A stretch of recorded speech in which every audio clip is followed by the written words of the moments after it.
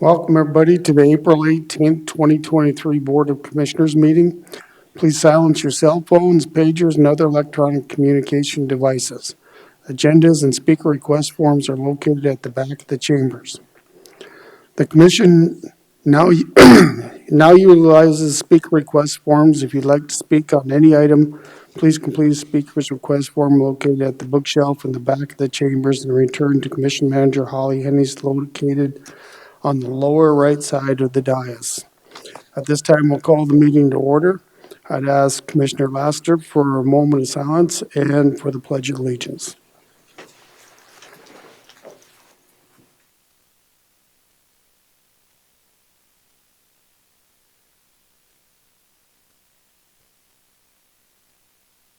Thank you.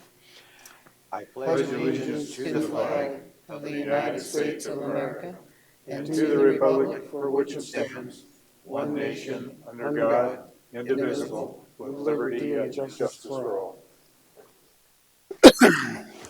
Thank you, Mr. Laster. Next on our agenda is review and approval of the agenda. I do have an addition of an executive session right after, it'd be 14A, right after the consent agenda for personnel issues, CDCL 1-25-21. I'd make a motion to approve the review of the agenda with the addition of a executive session after item 14. Second. Moved by Drews, seconded by Laster. Is there any public comment? Any further from the commission? Seeing none, all in favor indicate by saying aye. Aye. Aye. Opposed? Motion carries. Next on our agenda is the consent agenda, and I'll recognize Commission Manager Holly Hennies. Good morning, Commissioners. For public notice, the Board of Commissioners uses a consent agenda to act on non-controversial and routine items. The consent agenda is acted upon by one motion and a vote of the Board. Items may be removed from the consent agenda and placed on the regular agenda at the request of a board member or citizen. Today's consent agenda contains the following items: approval of the minutes of the regular meeting of April 6, 2023. Number 6 is to acknowledge the polling place list as the official polling locations for the June 6, 2023 combined election as submitted by the auditor. Number 7 is to declare the following two vehicles as surplus property for the purpose of donation to the Central States Fair. Asset number 21438, which is a 1986 Chevrolet K3500, and asset number 18785, which is a 1992 Dodge W250. Number 8 is approval of the second quarter 2023 local emergency management planning grant as submitted by Emergency Management. Number 9 is to acknowledge the John T. Vukurovich Foundation DUI and Mental Health Court grant has been transferred over to Pennington County Drug Treatment Court Association, and to authorize the Auditor's Office to issue a check to the Pennington County Drug Treatment Court Association in the amount of $21,660.95, which is the remaining balances of the DUI court at $13,921.54 and the mental health court of $7,739.41, which is the total remaining balance of the John T. Vukurovich Foundation drug court funds received by Pennington County in 2022. Number 10 is to acknowledge the South Dakota Housing Development Authority funding has been transferred back to their organization, and to authorize the Auditor's Office to issue a check to the South Dakota Housing Development Authority in the amount of $37,280.53, which is the remaining balance of the funding received by Pennington County between October of 2020 and December 31st of 2022. Number 11 is approval of the South Rochford Road Forest Service Highway Easement Deed with the United States of America, Department of Transportation, and Federal Highway Administration. Number 12 is recognize and thank the volunteers for the month of March of 2023. Number 13 is approval of the release of Pennington County lien number L201201644 from the real property legally described as Lot 3 of Ebel subdivision in the city of Box Elder, Pennington County, South Dakota, as shown on the plat filed in Plat Book 21, page 54, subject to easements, covenants, conditions, reservations, restrictions, and rights-of-way of record. And finally, number 14 is approval of the ordinance setting the fees in section 28 of Pennington County Ordinance number 4, which is an ordinance providing for the licensing and control of animals within Pennington County. Thank you, Holly. At this time, is there any members of the public who wish to have any item removed from the consent agenda? Seeing none, is there any commissioners who wish to remove any items from the consent agenda for further discussion? Item 14. Have item 14.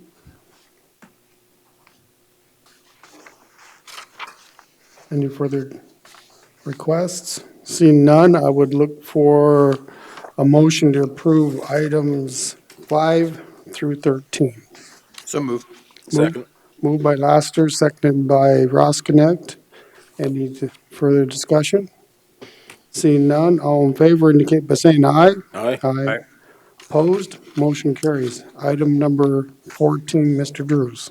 Thank you. I'm just questioning, this is an ordinance on the disposal of dogs and cats, cost on that. So for animal control, it would be for, as proposed, is for a dog under 40 pounds, fee would be $50. I'm suggesting we may want to look at that as being $75. Dog over 40 pounds, set at $60. I'm suggesting we look at $80 there. And then the fee for the cat at $30, and I'm suggesting we look at $50 for that. And then further on, it says if the owner requests the ashes be returned, fee will be set at $100. I think just to clarify that, and the next line where it talks about ashes for the to be scattered, that we add the words after the comma, returned or scattered, put in the words "an additional fee," just so it's clear that these fees would be over and above what would be set for the disposal of the animal. Thank you, Mr. Drews. Is there any further discussions? So would that be your motion? That'd be my motion. I'll second that motion. Motion's been made and seconded by Can Roskinick. Sarah, I, did you get that? no, but I'll have to just re-listen to it. That's fine. Okay. Mr. Chair, can I ask for a clarification? Commissioner Drews, is your intent on if the ashes to be returned, it read an additional fee will be collected at $100? Yes, So Which on, is- on top of the other fees? Right. Okay. yeah. That's what it basically says here, except it doesn't have that additional, and I think there could be some confusion on that as to whether or not that fee would then be including the return of the ashes at only $100. But I think the intent is that that be an additional $100. So I'm just trying to clarify that. Okay. So let me clarify, Mr. Drews. The 40 pounds dog at 50 would be 100 or 75. Dog over 40 pounds will be set at 80, Correct. and the fee for a cat is set at 50, 50. Okay, and then that other part. yes. Is there any further discussion, Mr. Chair. Mr. Drews? Just, I mean, this is, the rates that are set here, even with my proposal, is considerably less than what, if you go to a veterinarian to have these services provided. So I think that the adjustment needs to be there. Maybe that's what they can get by with today, but instead of looking at it again 6 months or a year down the road, I think it's just better to make that adjustment. I agree. Is there any further discussion? Mr. Chair, Mr. Roskinick? do we have any idea how these fees, how far back they go before they're adjusted? Probably been a while. I don't know, Yeah. many years. So, good motion, Gary. Okay. We do have a motion on the floor. Is there any further discussion? Seeing none, all in favor indicate by saying aye. Aye. Aye. Opposed? Motion carries. That takes us through consent agenda, and now we'll go to 14B. So I'd look for a motion to go to an executive So moved. session per personnel issue, SDCL 1-25-21. So moved. Moved by Laster, seconded by Roskinick. Correct. All in favor indicate by saying aye. Aye. Opposed? Motion carries. Okay, look for a motion to come out of executive session. So moved. Second. Moved by Rosknecht to come out of executive session, seconded by Lassiter. Is there any discussion? Seeing none, all in favor indicate by saying aye. Aye. Aye. Opposed, motion carries. Next, we come up to item number 15, which is appointment of the Pennington County Treasurer pursuant to SDCL 3-4-33. I go to the commission. The background, What, excuse me? you gonna give us the background? Janet Saylor, the Pennington County Treasurer, has given her notice as of May 31st, 2023. I believe Janet has, is it 32 years' experience? Or is it 27? I think she's 36, 36. I believe. I've heard a couple different numbers. She's been around for quite a while. So Janet has given her notice, feeling that she is going to resign on the 31st of May of 2023. And so at that point, that leaves an opening in our treasurer's office. And the commission has taken the time to evaluate and look at the position, and the chief deputy treasurer, Annette Brandt, is filling in at this time and has been for the last, I believe, month and a half at least. So with that notice, this commission needs to make a recommendation for her replacement. Mr. Chair. Mr. Drews. I would move to appoint Annette Brandt as the Pennington County Treasurer pursuant to SDCL 3-4-3, to replace Janet Saylor with said appointment to be effective May 31, 2023, and further set Annette Brandt's starting salary at the rate of $120,000 annually. Second. Motion's been made to appoint Annette Brandt as the our new treasurer. Is there any further discussion from the commission? I think, first of all, we should probably hear from Annette, Ms. Brandt as to whether or not she'll accept the appointment. I'd ask Miss Annette Brandt to come forward, please. Mr. Chair, thank you. Annette Brandt, Chief Deputy Treasurer. Yes, absolutely, I would accept that position. Janet's been a great mentor, and we've worked side by side. I'm ready to hit the ground running for the taxpayers of Pennington County. Thank you. Sure. Mr. Drews.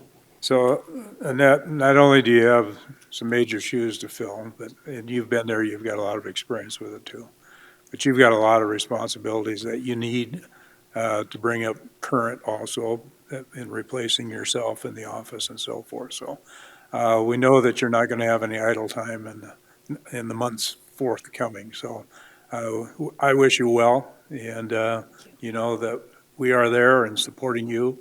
And if there's anything that you need, please come visit with us. Thank you very much. Mr. Chair. Mr. Roskinen. And so we did agree that you would have to find someone to work underneath you so that we got a second in charge. So I'm sure that you get somebody in mind, and we're looking forward to working with that individual as well. Absolutely. Just needed for this appointment to be official, and got those plans in place, so thank you. And Travis, did you have a comment? Go ahead. Annette, I just wanted to say that not only to Janet, who's had all these years' experience, and I looked up to her as freshman commissioner way back when I first started, and her help and her candid approach to things helped me move along. But I think you're going to do well. I think you've got a plan for your department, because it is your department now, and I think you'll do well. And in all due respect, this commission does have a lot of respect for Janet as well. And well, next time you talk to her, please express that to her. Absolutely. I sure will. Thank you. Mr. Chair. Mr. Lasky. Now I'll say something.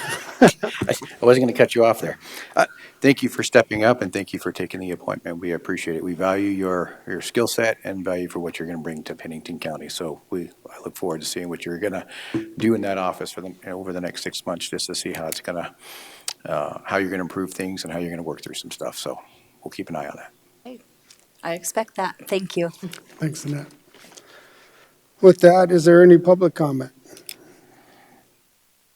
Seeing none, any further comments from the commission? Seeing none, we do have a motion on the floor. All in favor indicate by saying aye. Aye. Aye. Opposed? Motion carries. Congratulations, Annette.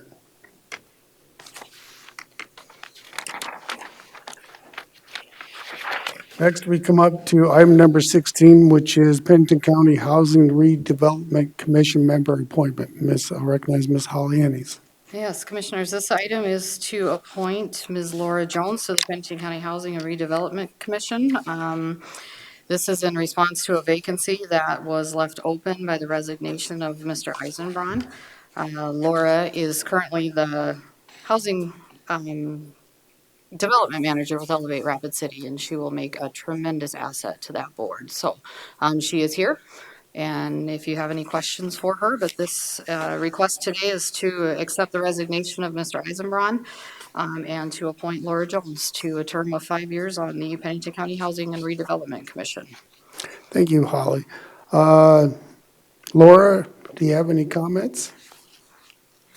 No. I'm going to put you on the spot anyhow, but if you work for Elevate, you got to be used to being to the mic. Thank you, Mr. Chair. I am used to being at the mic, unfortunately. I'm very excited for this appointment, so thank you all for following through or appointing me to this position. I really hope I can help, continue to move the Housing Authority forward. They have big plans, and I hope they can come to fruition. Well, thank you, Laura. I think you're going to be an asset because I know this commission has worked hard for doing some changes and moving some things around, and you're a piece of that now. So Thank you. Mr. Chair, I'll go ahead. Hold on. I got Go ahead, Mr. Gary. Drew, So, and then I'll go. Laura, I think you'll be, as I'm speaking a little bit in advance of motion here, but I think you'd be a good addition to this. The board has been, I think, really done some great things along with the executive director in the last few years, and I think the Housing and Redevelopment Authority has been really moving forward. So I think you're a good fit for this board. Thank you. Mr. Roskinek. Yeah, I was just going to say, I'll be looking forward to working with you, and unfortunately, I won't be here this Wednesday.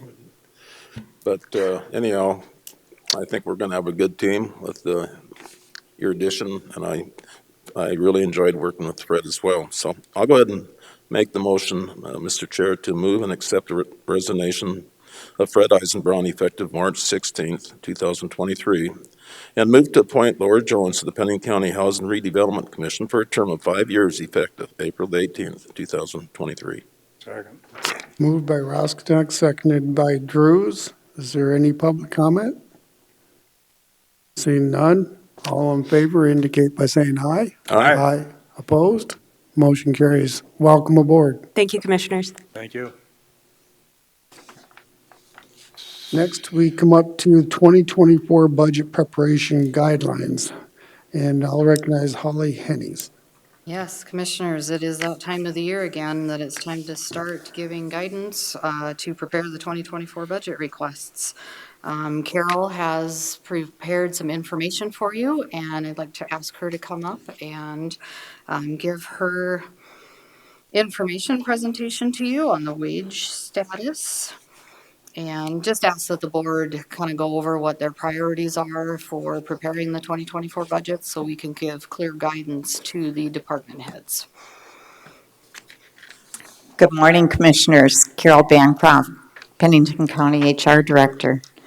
So as Holly said, what I've done is a comprehensive data research for the 2024 wage study, and the results suggest that the Board of Commissioners consider a wage adjustment within a range of 4 to 6% applied to the 2023 wage scale. So attached to this information are a couple of data points that we looked at comparable institutions and what their wage adjustments are for 2024. Also, the Bureau of Labor Statistics inflation rates through, and it is through March 2023. It's the most recent information that's available. And then also taking a look at what is going on with the Healthcare Trust Board as far as our healthcare and also Delta Dental premium increases anticipated for 2024.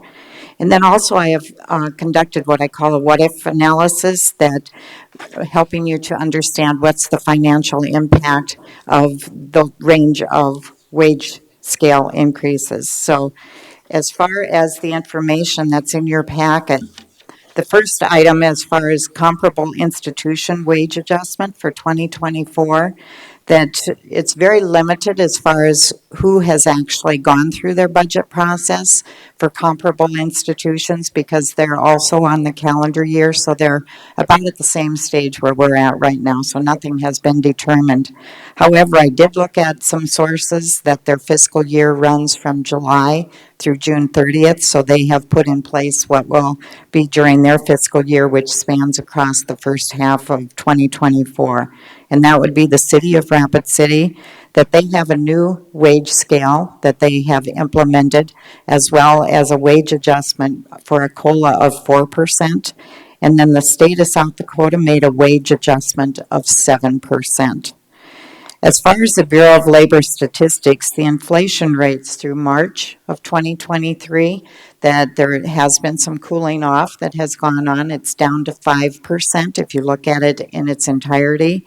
However, rental prices or housing has gone up by 8% nationwide, and we all know what's going on here within Pennington County is even probably more significant than that. So when you look at the core items as far as inflation rate of what is our employees are experiencing, it's more like 5.6% for a national average. So as far as looking at that data, that on the second and third pages is the actual data from the Bureau of Labor Statistics. But I draw your attention to looking at with the detailed chart. And that one breaks it down as far as what all items are, as well as what food is, broken down by subcategories there, and then what energy is doing. And so you can see as far as in the detail what it is that our employees are experiencing as far as the inflation. One outlier, though, is you'll see that gasoline of all types is a negative 17.4% on that chart.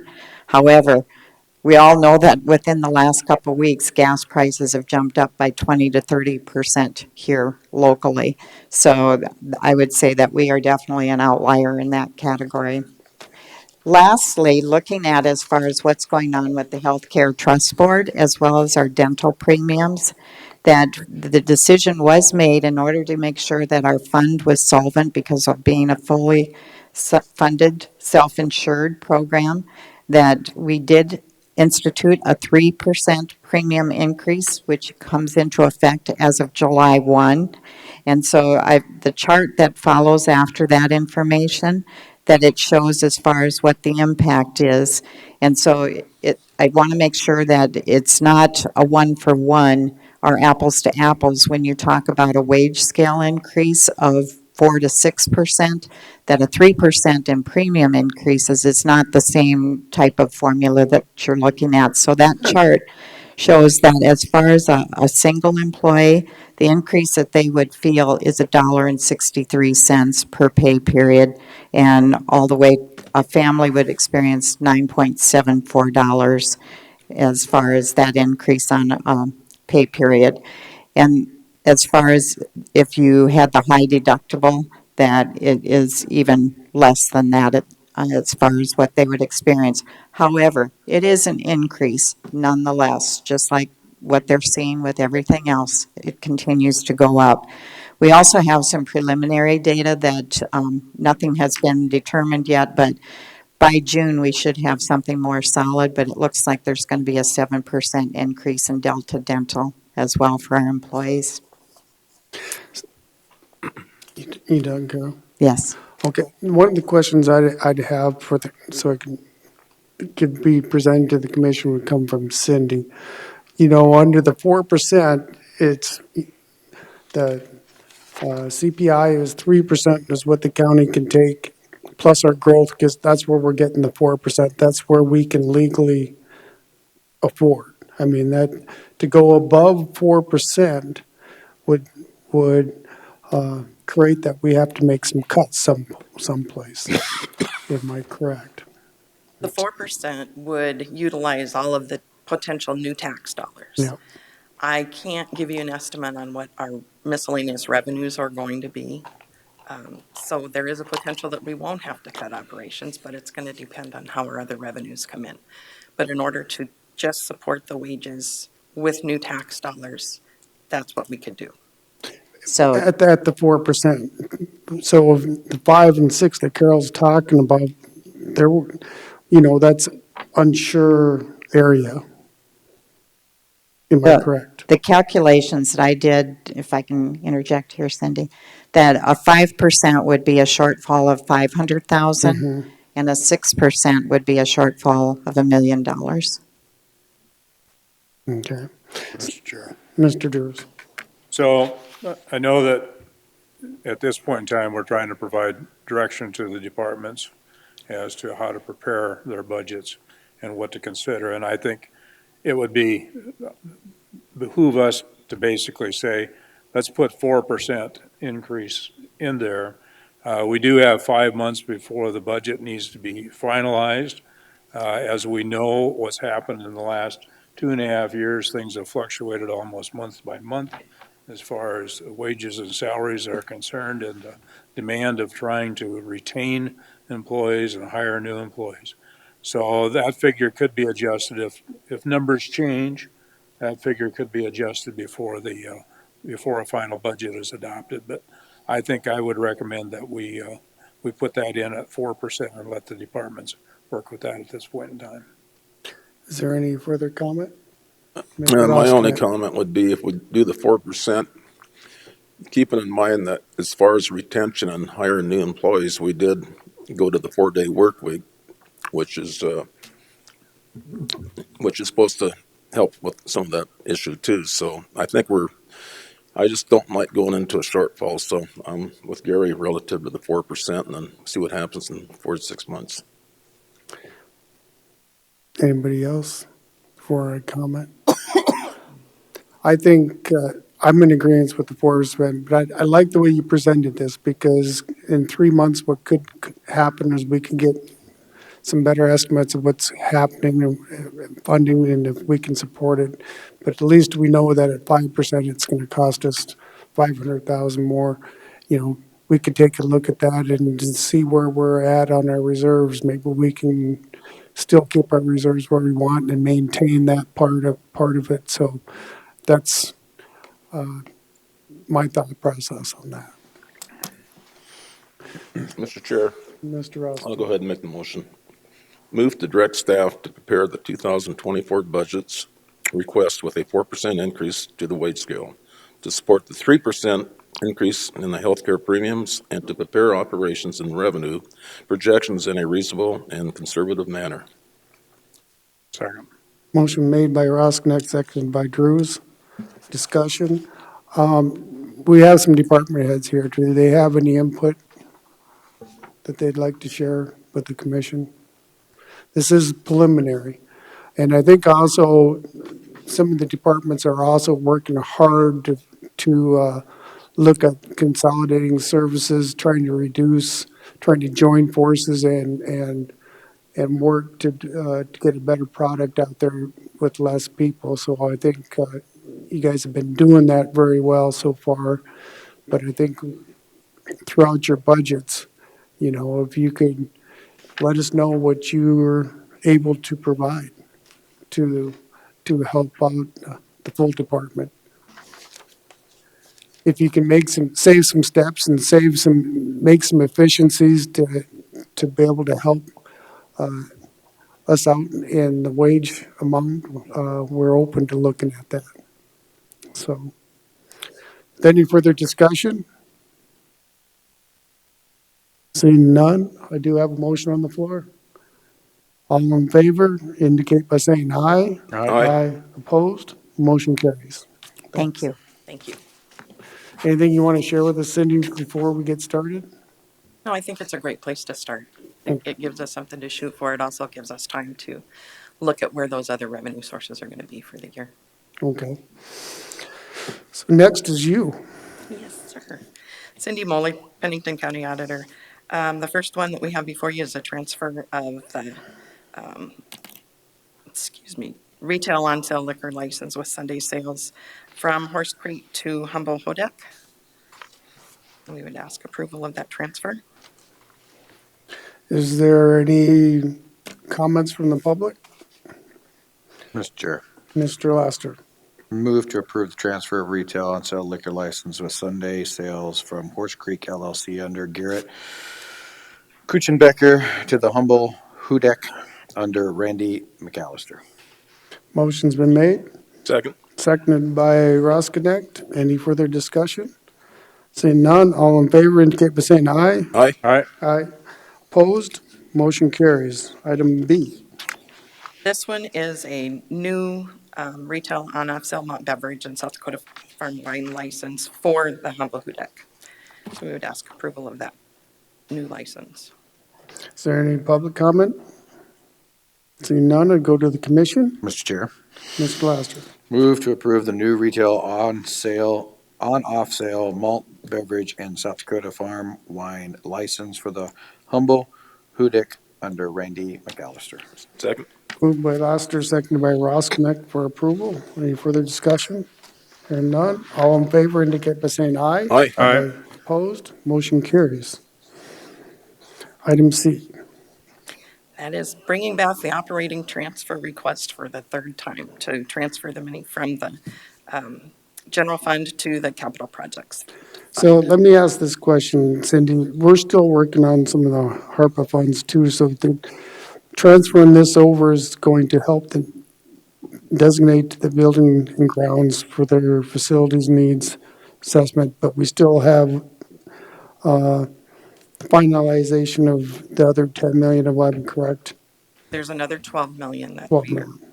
gathering all of our necessary documentation for to support the allowable expenditures of that 12 million. Okay.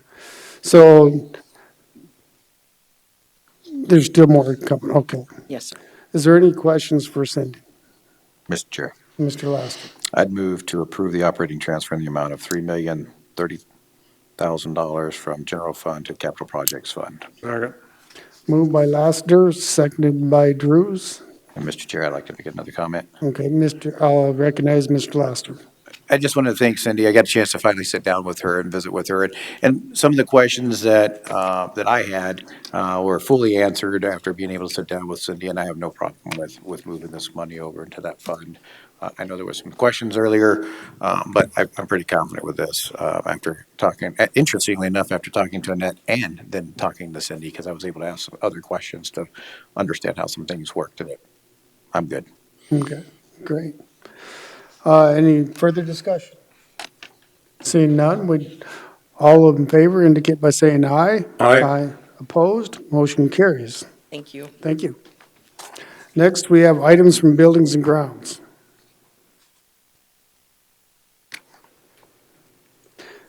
And I'll recognize Mr. Kevin Burton.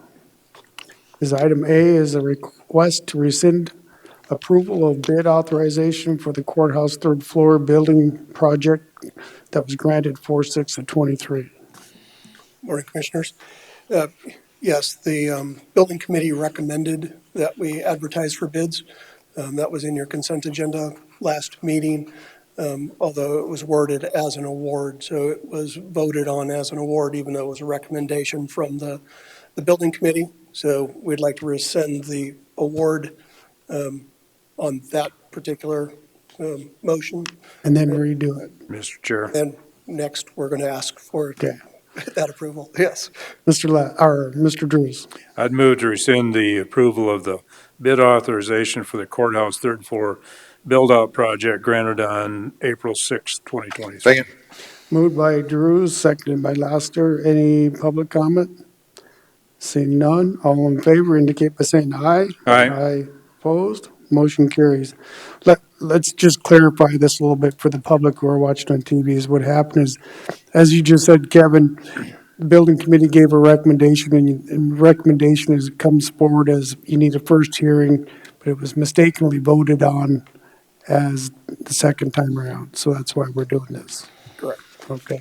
So now item B is the action is to bid on the authorization of the courthouse third floor building project. That is correct, yes. So we do want to advertise for bid for this project so we can take advantage of potential cycles, see if we can't get this thing finished. Thanks, Kevin. Mr. Chair, Mr. Laster. move to approve bid authorization for the courthouse third floor build-out project. Second. Moved by Laster, seconded by Drews to approve the authorization of courthouse third floor building project. Any public comment? Any further from the commission? Seeing none, all in favor indicate by saying aye. Aye. Opposed? Motion carries. Thank you. Thank you, Kevin. Next, we're coming to items from Human Resources. Number 20, I recognize HR Director Carol Bancroft.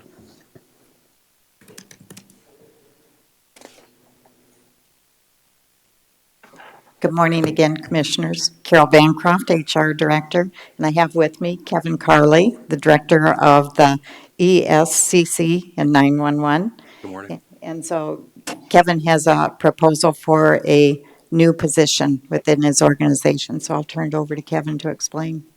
Good morning, Commissioners. We're requesting the addition of an operations manager position.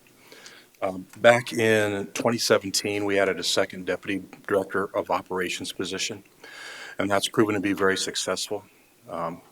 Looking back to the years prior to my arriving in the center, there really was no growth in the administrative staff. The workload and the employee sector was growing, but the administrative staff wasn't. And through the addition of the deputy director of operations, we had somebody in place that could exactly oversee operations and work with our user agencies and address complaints from the user agencies and issues that they are having. That position has proven to be very successful.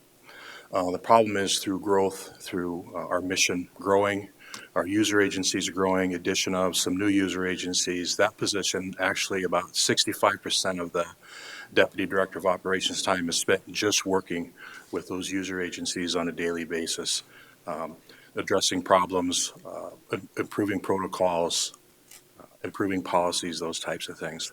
That doesn't leave her enough time to oversee the day-to-day operations of the center. And then when you consider that each day we have issues for planning and problem solving, and she's also on the state 911 board and other activities, there's no time left for her to, or the person in that position to actually oversee the day-to-day operations of the center. We have shift supervisors, but they're working supervisors. So in other words, they're actually working a radio console and answering 911 phones and answering traffic on a radio. So it's very difficult for them to supervise a room, number one. And number two, to provide mentoring and coaching and other types of things that are necessary for employees to grow and develop. They just don't have the time to do that. And to the point where we've grown, we believe it's time to add this operations manager spot. And our user agency support it, our user board supports it, our employees support it, and we think it's time for us to add this position. Thank you, Kevin. It seems like I remember you kind of discussed this a little bit earlier at a previous meeting to give us some heads up, but your user board approved this and your staff does. Yes. Okay. Yes, and also our user agencies, in my discussion with them, have been very supportive of this position as well. They also recognize the need for it. Okay. And that's joint funding with the city and the county, correct? Correct. The way our budget works is once we get past all of the revenue from contracts, it's a 2/3, 1/3 split with the city and county. Okay. Is there any questions from the board for Kevin or Carol? Mr. Chair, Mr. Drews? I'd put a motion in play. I'd move to approve the ESCC 9/11 Operations Manager position at a DBM rating of C41 and a base rate pay of $29.15 an hour, and to update the position listing which is on file. Second. I have a motion for approval by Drew and a second by Laster. Is there any public comment? Any further discussion from the commission? Seeing none, all in favor indicate by saying aye. Aye. Opposed? Motion carries unanimously. Thanks, Kevin and Carol. Thank you. Next, we come to item 21, and this is a purchase of Safe Solutions Global SSG Apricot Software. Mr. Barry Tice. Good morning, Barry Tice, the Director of Pennington County Human Services and the Veteran Service Office. We've been actively participating with the Bureau of Justice in this reentry initiative since we had submitted the application back in May of 2020 with former Sheriff Tome to work with our rebound program, our reentry program, and kind of revitalize some of the services we're providing within the jail in hopes of reducing the number of individuals reentering the jail and help get them longer-term services in our community. And so through the Bureau of Justice and the consultants we've worked with, there was a case management software, and we've used a homegrown software out of Pennington County for a number of years. It's called Client Manager.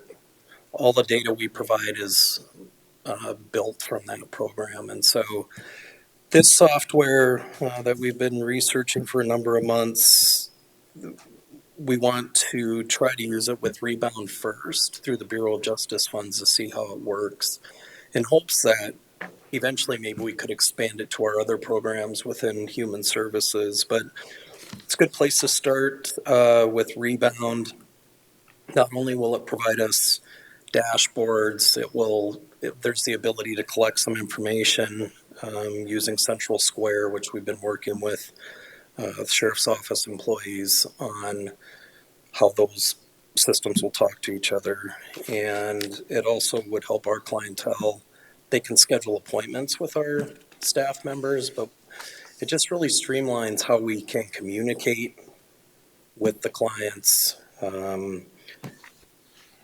We've gone through some demonstrations with them, and we feel like could be a good move for us to try with using Bureau of Justice funding.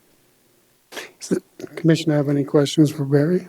Mr. Chair. Mr. Drew? So Barry, on the annual fees going forward, is that based on a time period? Is that a 3-year, 5-year, or is it just unlimited, or? So we had the option to look at a 3-year contract. We're just doing year to year, 1 year. Okay. The 3-year was not, there wasn't a lot of cost benefit to it.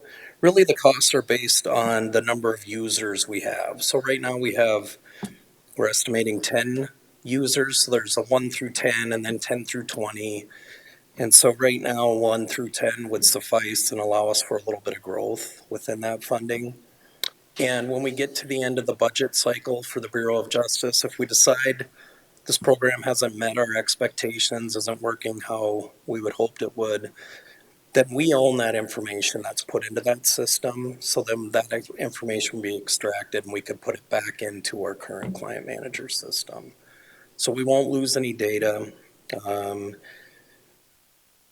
It really is just testing it out for the next year. And I mean, it has the potential, and I don't want to go too far into details on this, but there's also a potential to bring other entities on board. If it would work with Rebound, if we decide it works within Human Services in the world of Pennington County, then maybe we look at other outside agencies so they could see brief narratives, and it has various security permissions so you can see what's going on with the individuals we're working with.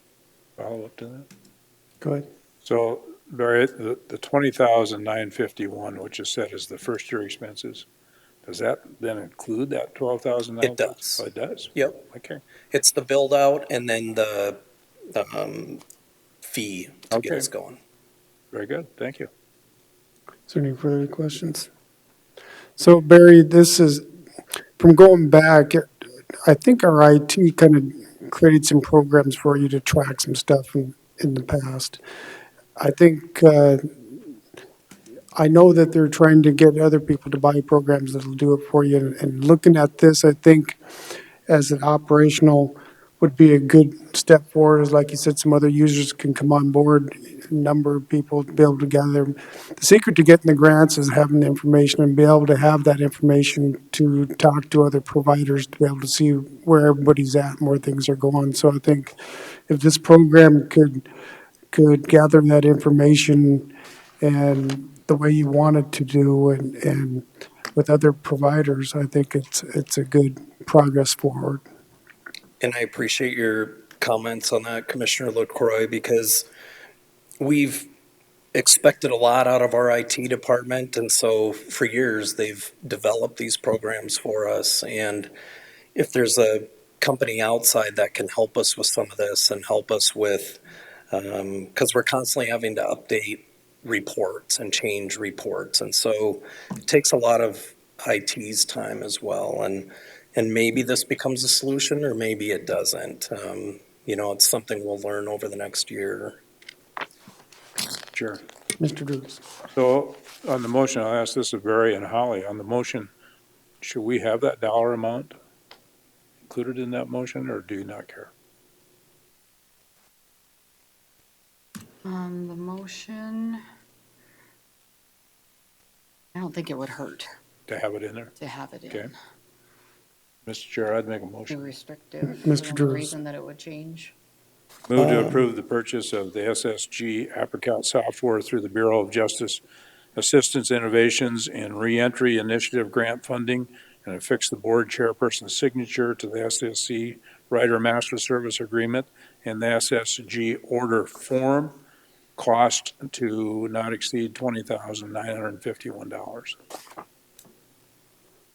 There's a motion by Drews, seconded by Roskinek. You okay with that number? Sounds good. Yes. Any comment from the public? Any further from the commission?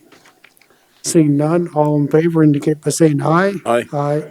Opposed? Motion carries. Thanks, Thank you. Barry.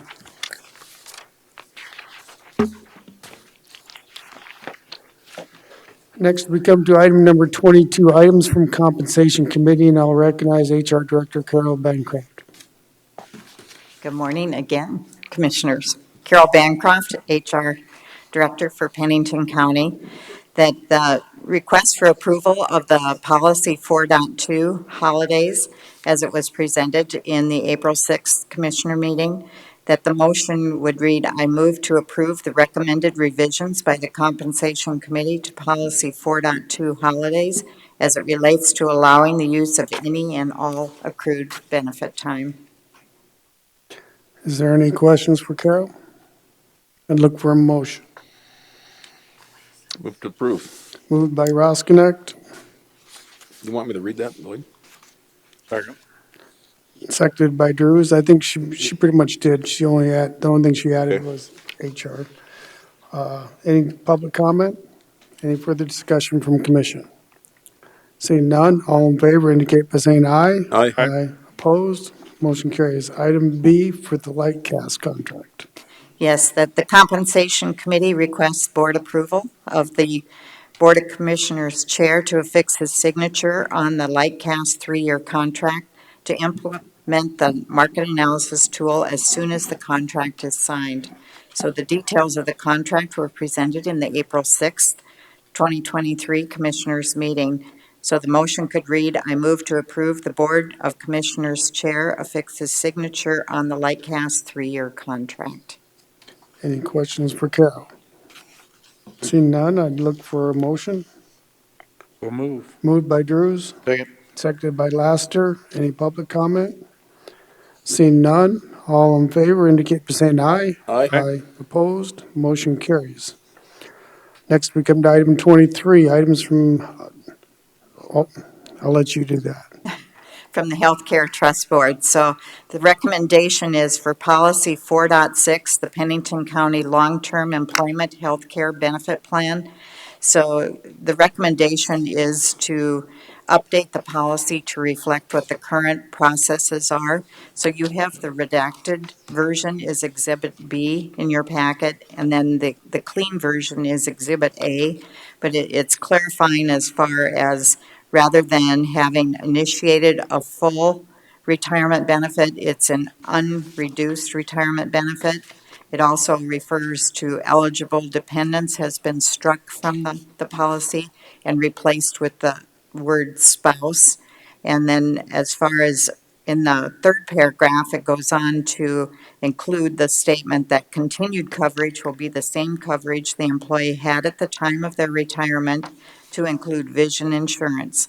If the employee opts to cancel any benefit after becoming a retiree participant, they will be unable to re-enroll in the drop coverage at a later date. And then at the bottom of that redacted page, that removing the 60% and just simply stating a percentage. And then in the second line, it adds the verbiage depending on the level of coverage. And then on the back, on the last page, that again, removing the 102% and replacing that with the recommended COBRA rates. So since this is a proposed revision and it is a recommendation of the Healthcare Trust Board, it cannot be acted on until the following meeting. Thank you, Carol. So this is just to bring it to our attention, and if any questions need to be asked. Does any commissioners have any questions of Carol? Mr. Drew? So Carol, just a question on this, and maybe there isn't anything else that applies to it, but are there other benefits that the retiree would receive that could change by policy at a later date and time for other employees? If the policy was changed for current employees, would that also apply to the retirees? That's a very good question. That would be something that the Healthcare Trust Board would need to decide as they evaluated the retiree program. Okay. So it's not, what I'm hearing is it's not an automatic at this point in time. It would No. have to be considered individually. Okay. Right. Thank you. Any further questions for Carol? Seeing none, thank you, Carol. Thank you. Thank you, Carol. Next we come to item 24, items from Commission Manager Holly Hennies. Yeah, Commissioners, this item is to just officially and formally bring to your attention the Forest Service has issued a news release seeking public comment on withdrawal of a little over 20,000 acres of national forest system in the Pactola Reservoir. And this has been a pretty controversial topic in our area for quite some time. So in the past, boards have wanted to stay away from making comments on certain items, and others, they definitely want to be involved. And so I just wanted to bring this to your attention that they are seeking public comments, and it is due June 20th. So we definitely have time if the board wants to think about it, formulate comments, but at this point, it's just a request to see if the board is interested and if you do want staff to work on draft comments. Thank you, Holly. Now, I think this isn't this one, some of it has to do with forest management too. Am I correct? Or is that something different I was talking That's about? something different. Something different, okay. So there's another news release that came out March the 17th, and the Bureau of Land Management and the USDA Forest Service commit to study mining impacts in the Pactola Reservoir, Rapid Creek watershed in the Black Hills, Washington, March 17th, 2023.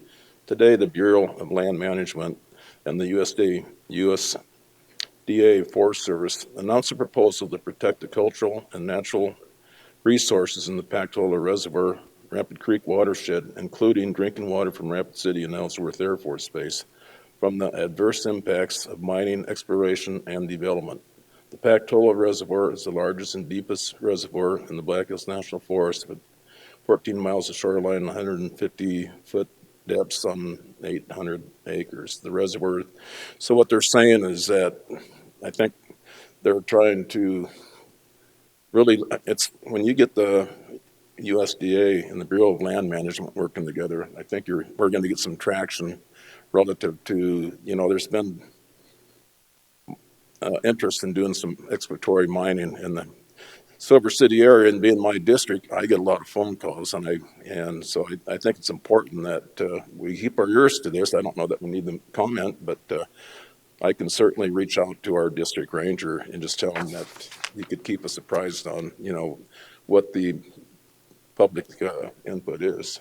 Mr. Chair. Mr. Drews. So because of your history and because it's in your district, Commissioner Roskinick, I think it's very important that you be a part of this. And I think with past history that Chairman LaCroix has had with it, I would suggest that the two of you, along with our Natural Resources Director, Scott Guffey, take a look at this and make a determination whether or not, or a recommendation back to the commission as to whether or not we should be part of that. I think even if it's a recommendation that to give full support, then I think it'd be worthwhile for us to be on record as having a response to what's happening. And I suspect there may be some things in there that may be questionable as to whether we'd want to support. So I think those things should be pointed out too. So that'd be my suggestion. Okay. I agree. Thank you, Mr. Drew. So the direction given to Holly would be to have myself, Ross Connect, and Scott Guffey discuss and agree on a direction for you to draft either what type of recommendation? On whether to comment or to not, Yeah. to move forward. And you need a motion for that? I think we probably should, to be on record. So, Mr. Chair, I'd make a motion that Commissioners LaCroix and Ross Connect, along with Natural Resources Director Scott Guffey, make a determination as to whether or not a response is justified to this request. Moved by Mr. Drew, Second. seconded by Lassiter. Any further discussion? Seeing none, all in favor indicate by saying aye. Aye. Aye. Opposed? Motion carries. Thank you. Item number 25, approval of vouchers. Look for a motion to approve the vouchers in the amount of $2,400,430.23. I'd move their approval. Second? Moved by Drew, seconded by Roskinick. Any further discussion? Seeing none, all in favor indicate by saying aye. Aye. Aye. Opposed? Motion carries. Next, we come to item number 26, which is public comment. I do not have any public comment speaker forms. So at this time, I'd look for a 5-minute break to, 5-minute break, come back at 10:30 for planning and zoning. So moved. Moved by Lassiter, second by Drews. All in favor indicate by saying aye. Aye. Aye. Opposed? Motion carries. Joan, are you ready? Not June 21st. Okay. Move to come out of recess. Well, besides that, yeah. Yeah, we don't need more. We'll resume our meeting. Next on our agenda item is item number 27, items from planning and zoning, and I'll recognize Director Brittany Moulter. Good morning, Commissioners. The consent agenda is as follows. The Board of Commissioners uses a consent agenda to act on non-controversial and routine planning and zoning items. The consent agenda is acted upon by one motion and vote of the Board. Items may be removed from the consent agenda and placed on the regular agenda at the request of a board member or a citizen. The consent agenda for planning and zoning contains the following 2 items. Item A is Planning and Development Review PU 93-01 for George Bieber to review a recreational resort. And Planning Commission recommended to continue the review of Plan Unit Development PU 9301 to the June 20th, 2023 Board of Commissioners meeting with one condition. And item B is Plan Unit Development Overlay PU 21-18 for Lisa McCory to review a plan unit development overlay to allow a recreational resort in an agriculture district. And staff is recommending, or excuse me, Planning Commission recommended to continue the review of plan unit development overlay PU 21-18 to the August 1st, 2023 Board of Commissioners meeting with one condition. Mr. Chair, Mr. Drew. I would move to approve the planning consent agenda as presented. It's been moved Second. and seconded. Is there any members from the public who would like to have a discussion on any of these consent agendas or have them removed? Seeing none, we do have a motion on the floor. Any comments from the commission? Leave them removed. So we do have a motion for approval of the consent agenda and no further discussion. All in favor indicate by saying aye. Aye. Opposed, motion carries. Coming to contested hearings. Morning, Commissioners. Jason Tennyson, Assistant Planning Director. Agenda item C is vacation of section line right-of-way, VS 23-01, to vacate approximately 930 feet of section line right-of-way between sections 5 and section 6. Applicant and landowner is Little Guys LLC. The agent is Ben Brink. Also, the agent is KTM Design Solutions. Not see Janelle in the audience today. Location of the property is 24125 Highway 16A. It is currently zoned planned unit development. The existing land use is the Powder House Lodge and Cabins. And there is no special foot hazard area on the property. Some property history. In December of 2021, the planned unit development was amended with a major amendment to approve a specialty resort and add 25 recreational cabins. Right after that, there was a minor plat, MPL 22-12, that was approved in May of last year. And condition number 3 of that plat was that prior to the Mylar being filed at the Register of Deeds, the property owner either remove 2 cabins located within the section line right-of-way or relocates or vacates the section line right-of-way. The request was sent out for interdepartmental review. County Highway stated that the Highway Department is opposed to vacating any section lines that do not serve the public's best interest. Staff's analysis of the request is that the applicant is requesting to vacate 930 feet of the section line right-of-way on the subject properties in September of 2002. So I have an exhibit up here on the screen for you guys to kind of follow along with this. So in December of 2002, this portion in blue was all vacated.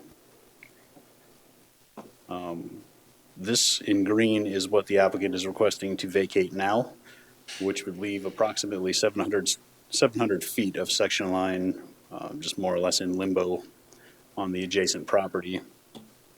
As part of the petition request, this landowner to the north needed to sign to allow this portion of section line to be vacated. I did contact Janelle over at KTM and I asked her if there was any discussion about vacating that remainder of section line to the north. She said she would re-engage with this property owner to see if they could just vacate the entire stretch of it to have it gone. So with that, staff recommends to deny without prejudice. However, if the Board of Commissioners disagrees and approves, staff would recommend one condition be included. Thank you, Jason. And the applicant is here? I don't believe so. Oh, he's not. Okay. Is there any? Mr. Chair. Mr. Roskinek. I looked at this pretty hard and I know it's basically the Powder House Lodge and restaurant. And section lines were designed to provide access to property and put utilities in there. And with the topography and I don't see that section line having that utility to provide access to neighboring properties. So I don't have a problem with that. I would support vacating that section line. Is there any further? Staff recommendation is to deny without prejudice because that would give them time to check on that other property. Correct. Because at this point in time, you got the blue that's been vacated and then that property in yellow in limbo and the green's the one that they want. Right. So if you're going to do one thing, it'd be instead of piecemealing it now. Right. From a planning perspective, we would prefer that portion of section line to just be vacated as well, so that it's not just there, because it doesn't have any, there's no means of access from the public to get to it or to use it. So it doesn't Okay. make any sense to have it there. Okay. So the purpose of continuing would be to allow the property owners to figure out whether or not they can go ahead and just ask for a vacation of all of it instead of just that portion of it? Exactly, yeah. Yeah, I'd recommend deny without prejudice because Yeah. we don't have a date in mind for them to come back. So the property owner's on board with that then? Speaking to Janelle, she has had conversations with both property owners.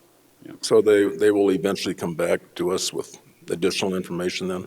Yes, sir. Then I'll go ahead and make the motion to deny without prejudice vacation of section line right-of-way VS 23-01. Second. Moved by Rosknecht, seconded by Laster to deny without prejudice. Any public comment? Any further from the commission? Seeing none, all in favor indicate by saying aye. Aye. Opposed, motion carries. Item D. Brittany. Okay, I will read items D and E together because they are comprehensive plan amendment and rezone for Paul Zweffel for Park Properties. He is actually requesting that this get continued to the May, both items be continued to the May 16th, 2023 Board of Commissioners meeting. He is going to submit a subdivision regulations variance for road improvements that will be heard by the Board of Adjustment on that date. So he would like this heard after that request. Mr. Chair. Mr. Rosknecht.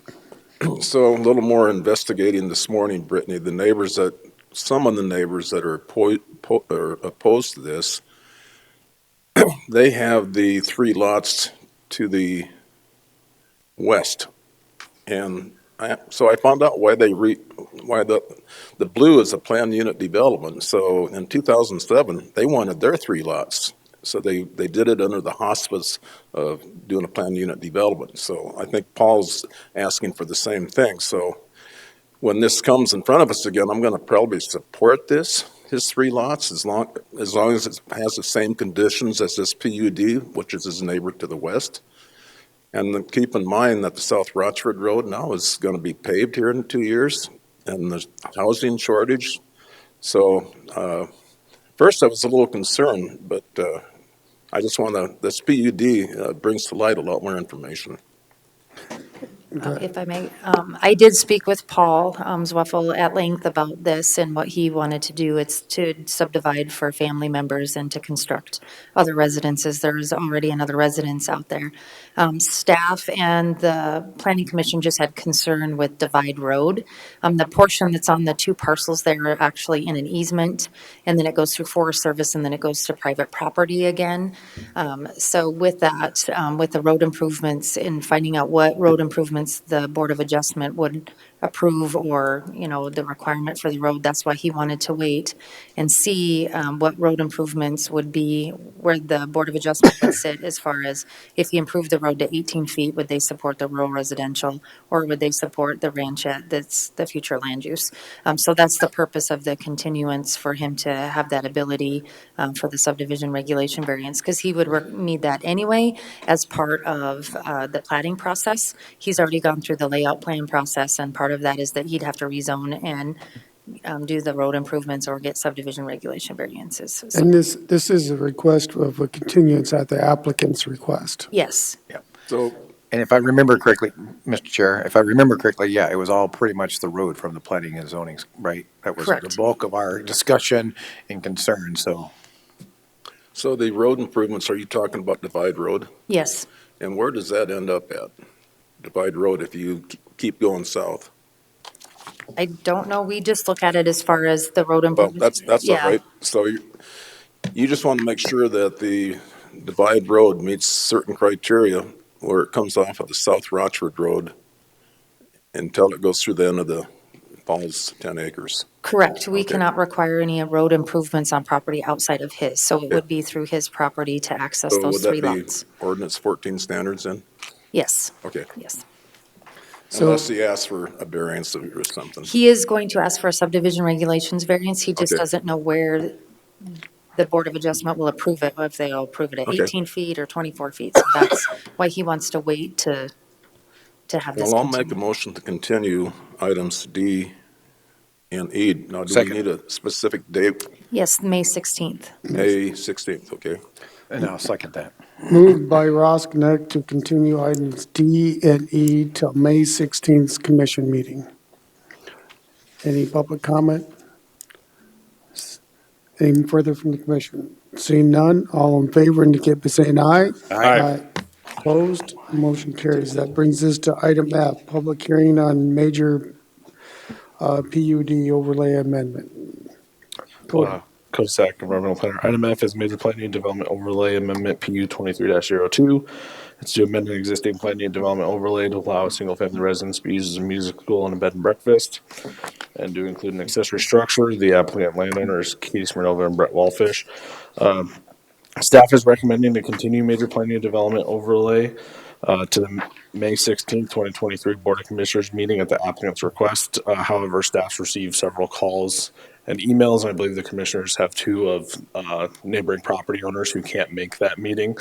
They're requesting it be continued to June 6th. Thanks, Cody. Mr. Drews. I think it's important that we try to have all 5 commissioners for this. And I know that I'm absent at the June 6th meeting, so I would ask that we consider another date. And commissioners, just for your information, on May 2nd, I am absent. I think that's one of the reasons why the 16th was, is we'll have a full commission on the 16th, May 16th. So this goes back to most of the requests comes, we've continued this on because we've either been short a commission or want everybody here. But this is the applicant's request, May 16th. Correct. The applicants were requesting May 16th, but some of the neighbors can't make that meeting, and they've stated that they've made every other meeting, and they would like the opportunity to be there for the next meeting as well. Thank you, Cody. I think on this subject, we've gotten a lot of feedback from the neighbors, so it's not like anything we haven't been aware of. But the problem that we're having is getting the full commission and everybody as soon as possible.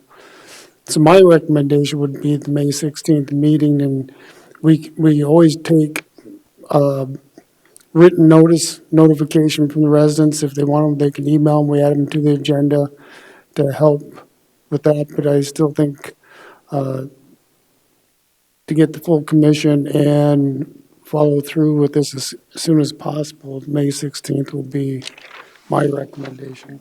And Mr. Chair, they can also Zoom in for that meeting. Yeah.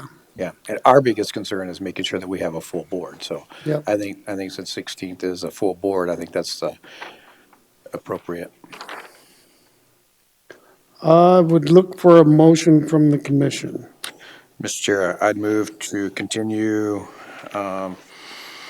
major PUD Plan Unit Development Overlay Amendment PU 23-02 to the May 16, 2023 meeting per the applicant's request. Moved by Lassiter, and I'll seconded by LaCroix. Further discussion? Is there any public comment on that? You got people that can't make it. I need you to come up to the mic. I just explained why we're setting the date as it is.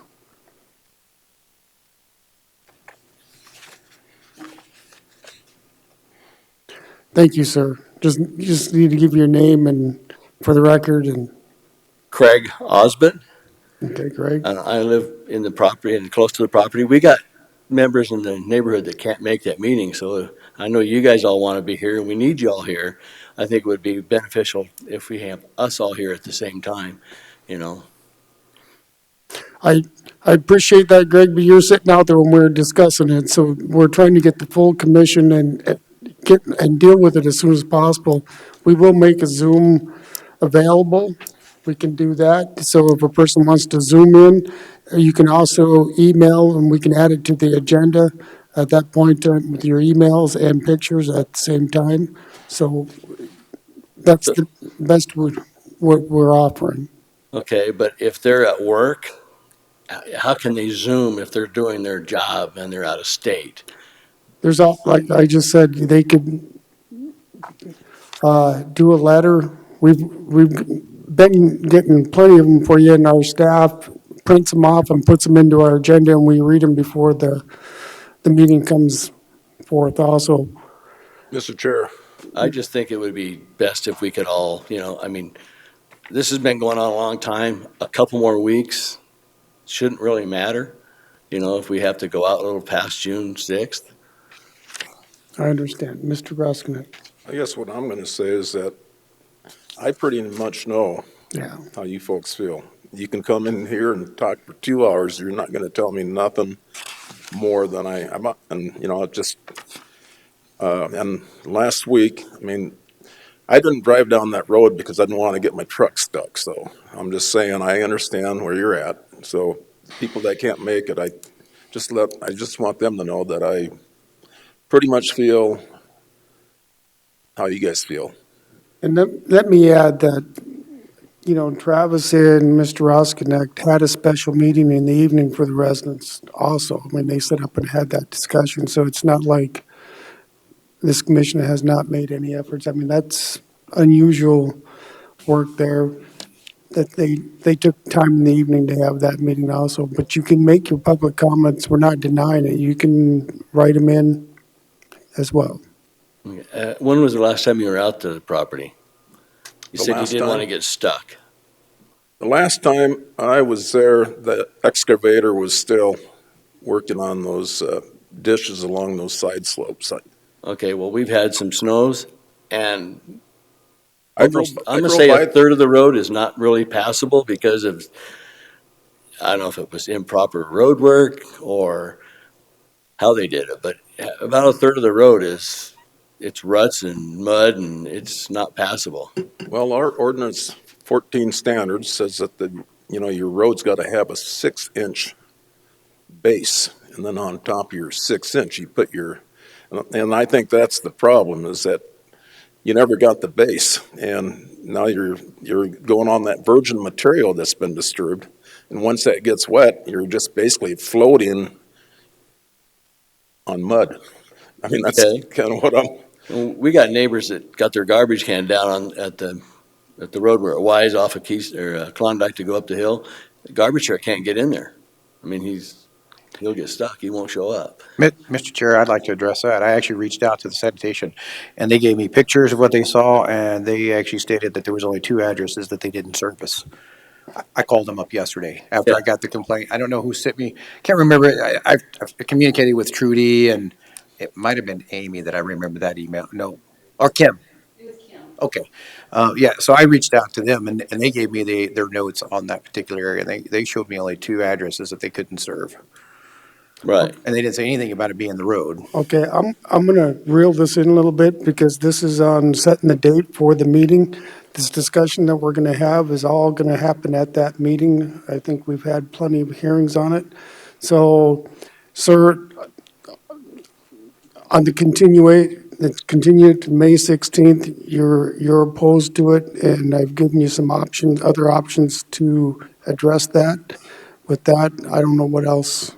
We're not going to do the discussion on the road and all that right now. Okay. What would be the next date if we went past June 6th? But the motion on the floor right now is for May 16th. Because Okay, but you have another meeting that was talked about on the 6th. there's a June 6th one that will be short another commissioner again, so I'd put it off to the third week in June. That's why I'm saying you're talking a month and a half. I mean, in order for them to get this passed, don't they have to have that road all the way completed and everything according to what you guys said? I'm not going to discuss the road any further because that is a separate deal. We did have highway come out and look at it and so forth. The motion on the floor is for setting the hearing. Okay. Brett, would you mind if we push it till everybody could be here?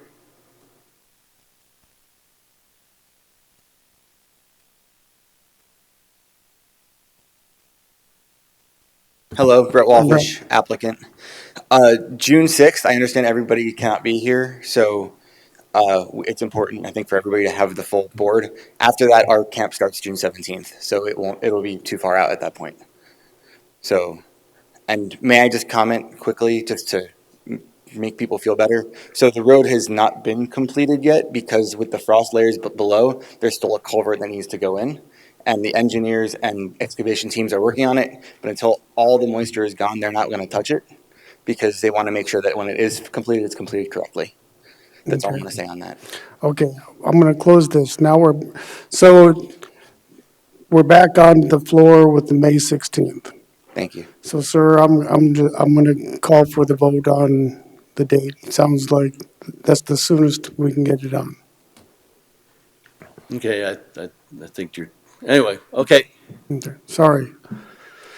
So we do have a motion on the floor for the May 16th commission to continue to. Is there any further discussion from the commission? Mr. Chair, I just want to remind Pastor. everyone that they can still give that public comment. If you have any new information, if you have any documented evidence, that's what we have to make our decisions on stuff. So we read it. It's obviously clear that I read through it. So just make sure if you have any documented evidence, that's what you present to us. Mr. Chair, Mr. Roskinet. I think another thing that I'd like is that right now, they're operating on a certain level.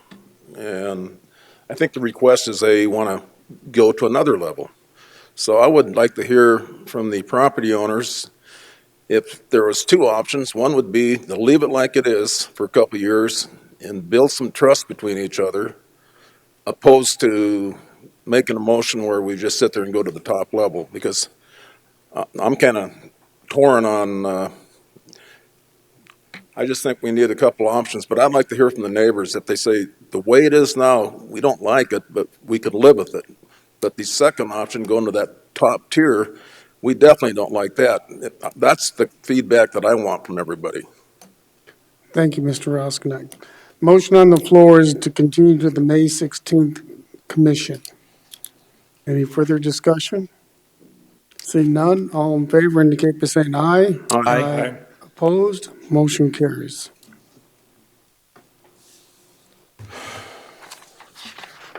Good morning, Megan Talmadge. You guys ready? Item G. Megan Talmadge, planner. Agenda item G is a refund request submitted by Suzette Wozvik. The applicant, Suzette Wozvik, is requesting a refund for building permit penalty fees in the amount of $288. The penalty fee is double the building permit fees. Suzette Wozvik has paid a total of $576 for her building permit. On July 22nd, 2022, the applicant applied for an on-site wastewater treatment system installation permit for holding tanks with approval from the South Dakota Department of Agriculture and Natural Resources. On September 13th, 2022, staff found the applicant was living in an efficiency dwelling unit or a tiny home on the property without a conditional use permit or building permit. On November 4th, 2022, the applicant applied for a conditional use permit to allow an efficiency dwelling. The conditional use permit was approved by the Planning Commission on November 28th, 2022. The applicant submitted a building permit for the efficiency dwelling on February 6th, 2023, and at the time requested information on the refund request for penalty fees. Staff recommends to deny the request for a refund as the applicant had placed the structure prior to obtaining a conditional use permit and a building permit. The applicant is not present today due to a work conflict, and she has sent in a brief explanation over email yesterday evening, and you should have that. We got that, Megan. In her request, she says something about, there was a penalty fee on the solar panel too? Yes. How much was that? $50. That was actually $25. So the total permit fee for the solar panel was 25. Yeah, 25 and then 25 for the penalty Okay, so fee. she got the applicant, so the penalty fee is 25 for solar panel? Yes. Okay. Mr. Chair, Mr. Roskinek. I know the applicant, she's a professional psychiatrist, and, I mean, she's professional. And what she did, I'm sure she did not intentionally do it, mistakes happen, and I truly think this is a mistake. I don't think she was trying to do anything, trying to get out of paying the original fee. I just think it was just a mistake on her end, but not intentional. So I'm going to support the refund. Thank you, Mr. Rosknecht. My thoughts on this is I could support waiving the $25 solar fee because I kind of think that is one that a person would probably overlook. But for the structure, one, I guess I'd like to hear more comment on that. Normally, I don't support that waiving those penalty fees because I think that's something quite often that we have going on in our community as far as if you put a structure, a tiny home on place, you should be checking with your local officials on what to do. Mr. Chair, I'd like to add comment to that. In her email here, she says that she called before she was receiving the tiny home and was told that I did not need a permit. I can't imagine anyone in our planning office saying you wouldn't need a permit to put a home on a property, even underneath our tiny home ordinances. I don't think any of our planning staff are that unknowledgeable. Mr. Chair. Mr. Roskinek. The reason I say that is because we have tiny homes on my development. And people come up, they deliver them. The truck comes up, the truck drops them off. Right then and there, they're supposed to have a permit, and they don't know it. And this is where the problem is. If this thing was set up and skirted and all that, I could totally understand it. But this thing was basically sitting on wheels, and in my own mind, she thought, sooner or later she figured she was going to have to get a permit, but I just think it caught up with her sooner than she thought. So, Mr. Roskinek, can I ask you a question? Yes, sir. Maybe that's part of what I'm missing here is, I'm seeing the picture, and when I was reading through this probably didn't come to light until they started working on the septic system. So the building was actually there, but not hooked up to any utilities. That makes a difference in my book. If there was no utilities hooked up to it and they parked it there, I could probably look at waiving the fees, but I'd need to know that. So I'm not the staff that did the septic inspection.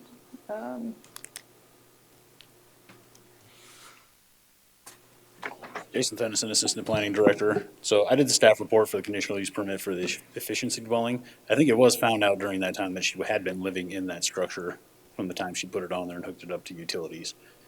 So the septic was already hooked up and Yes. electric and everything else? At the time of this picture, I believe that was hooked up to all the utilities. Okay. Thank you. Mr. Chair. Mr. Roskinek. There's no electricity to that site. That's a off-grid location. Very remote. Four-wheel drive, almost. So the surrounding property, I could have included a zoning map, but the surrounding property all around her is Forest Service. And then the closest highway is 385 as shown on here. Cody. Sure. Mr. Drew. So let me clarify. So she actually got two $25 permits? She got a single $25 permit for her solar panel. And then she also got another permit for $263 for the tiny home itself. For how much? $263. And then Okay. double that is the permit fee. Okay, so the penalty the penalty is strictly the $288? Yes, that was the penalty. Yeah.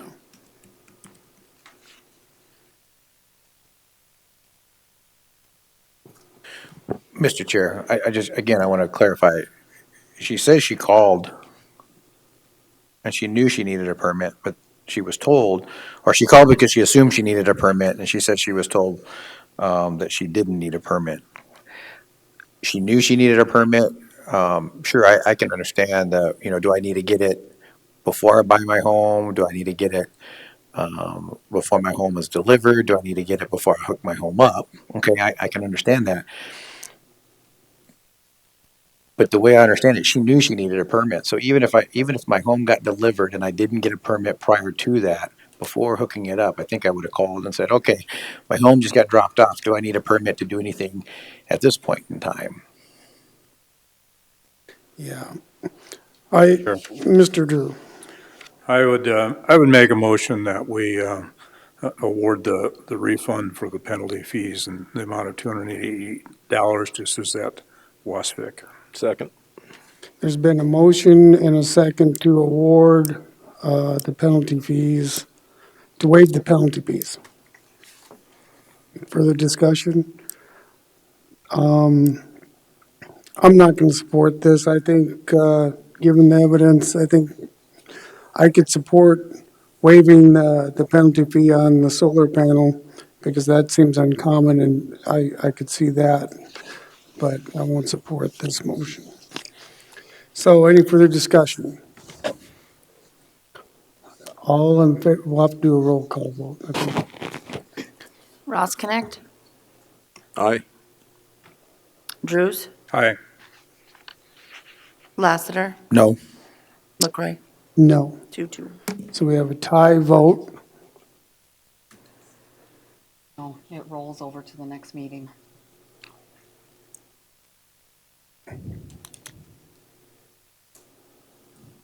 Yep, any tie vote of the Board of County Commissioners has to roll to the next commission meeting per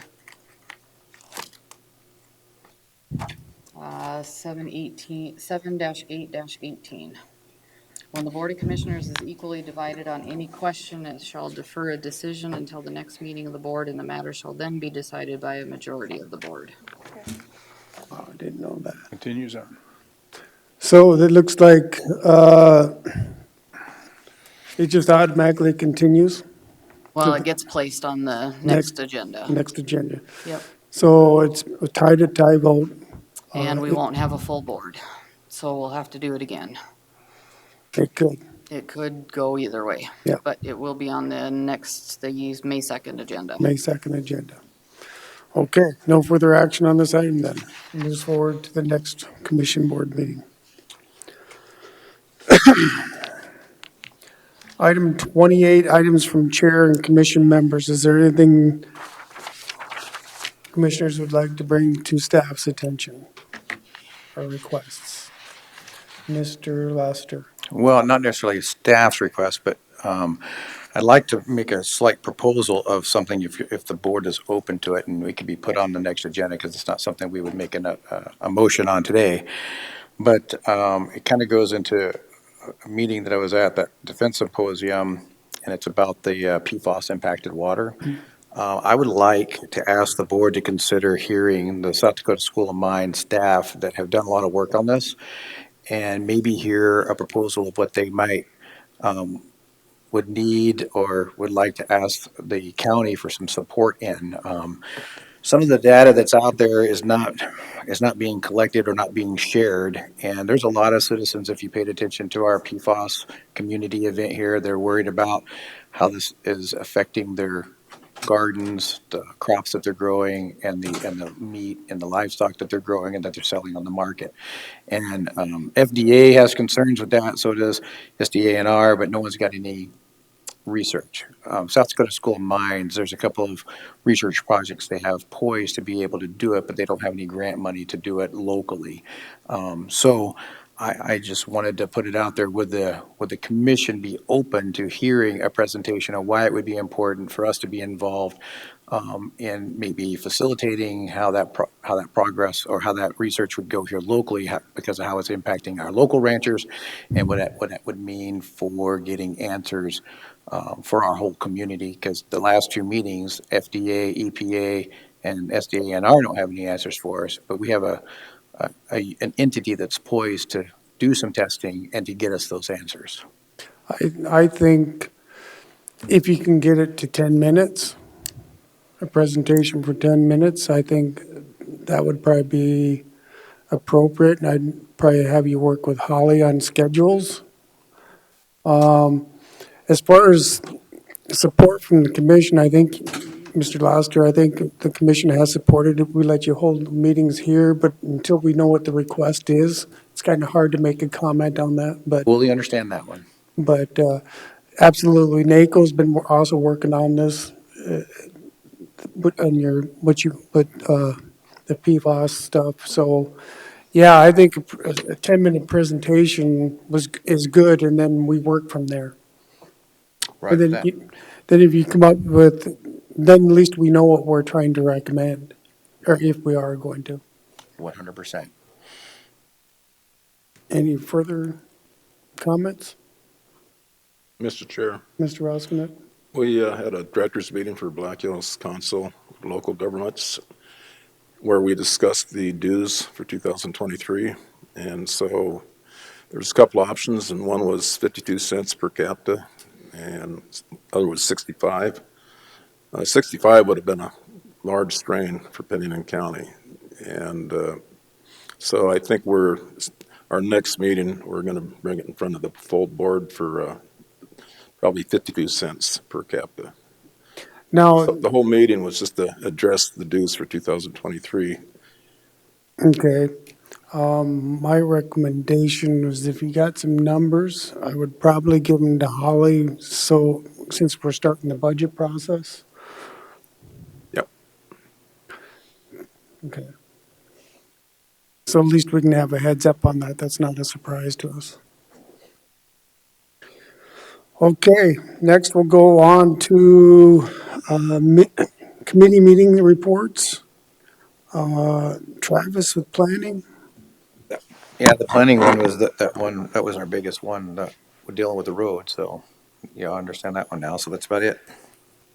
Okay. Gary? Had the library board in the 10th, they're starting to work on their budget. They're experiencing the same issues we all are relative to wages. Their 2024 draft budget calls for about $196,900 increase from 2023, or about an 11% increase, and this will include one FTE. We'll be bringing that bookmobile on board probably just prior to when that 24 budget goes into effect.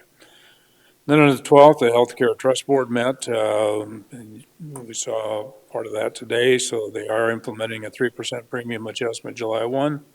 And I recognize this is on top of a larger adjustment they made just a few months ago. So may hear a little bit of concern relative to that, but I think it's, in my opinion, it's necessary in order to keep that trust fund where it needs to be financially.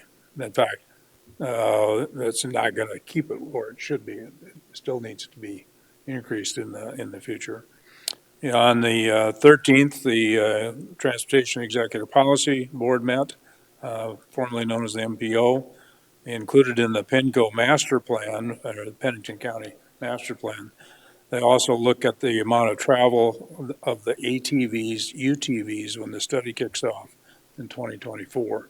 So the discussion of the major improvements on 1416 is not shovel-ready, and so that is now currently being looked at for the 2030 to 2035 timeframe. That completes my report. Thank you. Great notes, because I was in the wrong location for that meeting to start out with. And one of the things I will mention is it was Ron Roskinek that kind of brought up bringing up the ATVs. That's how they added it on there, because they kind of overlooked that if it hadn't been brought up. Good. So, kudos. Ron? No meeting scheduled. Wow. 4-H extension, they pretty much gave reports and talked about the budget. They set up they're going to be working on their budget to give to the office. Otherwise, there's really nothing new from the 4-H at this point in time. You got cookies in the back from them. So the emergency management users board, I covered those ones. Emergency management was pretty typical stuff, except for I think Dustin brought up that the office is done now, and the employees in there, and it's going well. And they talked about Alexa, some of the, she was at the kids fair and did some other stuff for management. So those were some of the reports on that one. And the ESCC 91 Users Board, again, they were talking about the number of calls from the journey on, and they're still working on the process for that. And they've got, they're also working on the contract for Box Elder and getting the funding for the employees because they're doing a lot of they're doing all the Box Elders calls. So those were some of the highlights of the discussion of those two boards. Is there anything else for the betterment of the commission? Seeing none, I would look for a motion to go into executive session. Second. Moved by Drew, seconded by Lassiter, and this is for contractual pending litigation, SDCL 1-25-2-3. All in favor indicate by saying aye. Aye. Aye. Opposed? Motion carries. Anything else? I got nothing else. Move to come out of executive session. Second. Second. Moved and seconded to come out of executive session. Any discussion? Seeing none, all in favor indicate by saying aye. Aye. Aye. Opposed? Motion carries. I'd make a motion to adjourn. Moved Second. and seconded to adjourn. Any discussion? Seeing none. And he just showed up. We're voting on adjourning. All in favor of adjourning, say aye. Aye. Aye. Opposed? Motion carries.